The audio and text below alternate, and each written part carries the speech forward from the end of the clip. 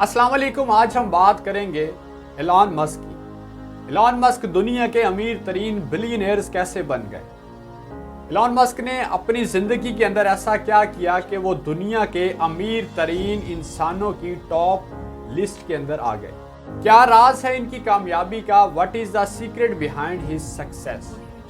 हर शख्स के जहन में एक सवाल पैदा होता है कि दुनिया के अंदर जितने भी बिलियनियर्स अमीर तरीन लोग हैं वो कैसे पैसा कमाते हैं, वो कैसे कारोबार करते हैं, उनके कौन से बिजनेस होते हैं जिसकी वजह से वो दुनिया के अमीर तरीन लोग बन जाते हैं। क्या माइंडसेट होता है उन लोगों का और वो वर्क कैसे करते हैं। उन्हीं में से एक एलॉन मस्क हैं जो दुनिया के अमीर तरीन इंसान हैं।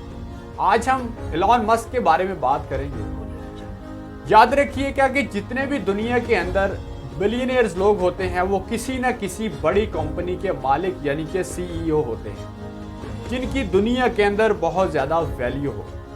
ऐसे ही एलॉन मस्क भी बगैर फ्यूल के चलने वाली गाड़ियों की कंपनी के मालिक हैं जिसे दुनिया टेस्ला के नाम से जानती है। एलॉन मस्क 28 जून 1971 को प्रिटोरिया साउथ अफ्रीका के अंदर पैदा हुए। एलॉन मस्क की माँ अमेरिकन जबकि बाप साउथ अफ्रीकन थे। एलॉन मस्क साउथ अफ्रीका के बिजनेसमैन, इंजीनियर और इन्वेस्टर हैं। एलॉन मस्क को बचपन से ही पढ़ाई में बहुत ज़्यादा दिलचस्पी थी, इसीलिए टेक्नोलॉजी और कंप्यूटर में बहुत ज़्यादा लगाव भी रखते थे।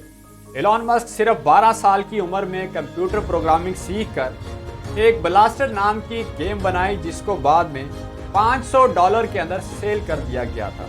ये एलॉन मस्क की 12 साल की कम उम्र की पहली कमाई थी। 1989 के अंदर एलॉन मस्क कनाडा गए और पेंसिल्वेनिया यूनिवर्सिटी में पढ़ाई शुरू की। 1995 में भाई के साथ मिलकर Zip2 के नाम से एक कंपनी बनाई जिसके अंदर सिर्फ एक ही कंप्यूटर होता था। इसके बाद एलॉन मस्क ने X.com के नाम से एक और कंपनी बनाई जो कुछ ही अरसे के बाद एक और कंपनी के साथ मिल गई जिसका नाम पेपाल रख दिया गया।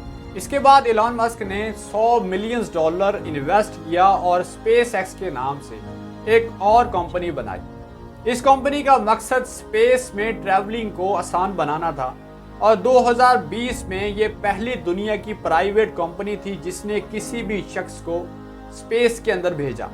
7 जनवरी 2021 में एलॉन मस्क दुनिया के अमीर तरीन इंसानों की लिस्ट में टॉप पर आ गए, जबकि 2020 के शुरू में इनकी नेटवर्थ $27 बिलियन थी, जबकि इनका दुनिया के अमीर तरीन इंसानों में 35वां नंबर था और एक साल के बाद इनकी नेटवर्थ $190 बिलियन से भी ज़्यादा हो गई और ये दुनिया के पहले अमीर तरीन इंसान बन गए। एलॉन मस्क कहते हैं कि डिग्रीज का कोई फ़ायदा नहीं जब तक कि आपको कोई प्रॉपर वर्क नहीं आता।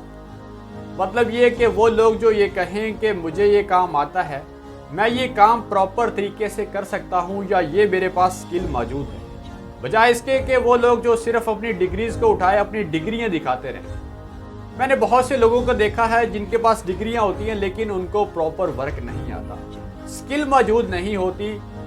आप जिस भी फील्ड में हैं, आप ज़िंदगी के अंदर एक फील्ड को चूज़ कर लें और उस फील्ड के अंदर मास्टर बन जाएं। जब आप अपनी फील्ड के अंदर मास्टर बन जाएंगे आपकी वैल्यू बढ़ जाएगी। जब आपकी वैल्यू बढ़ेगी लोग आपकी कदर भी करेंगे और आप ज़िंदगी के अंदर बहुत जल्द कामयाब भी हो सकते हैं, आप अपने मकसद को भी अचीव कर सकते हैं। लेकिन अगर सिर्फ आपके पास डिग्रीज हैं, आपको कोई वर्क नहीं आता, आपके पास कोई भी स्किल मौजूद नहीं है, आप जिस फील्ड के अंदर हैं आप उस फील्ड के अंदर मास्टर नहीं हैं, आपको अपनी फील्ड के अंदर कमांड हासिल नहीं है, तो आप ज़िंदगी के अंदर कभी भी कामयाब इंसान नहीं बन सकते।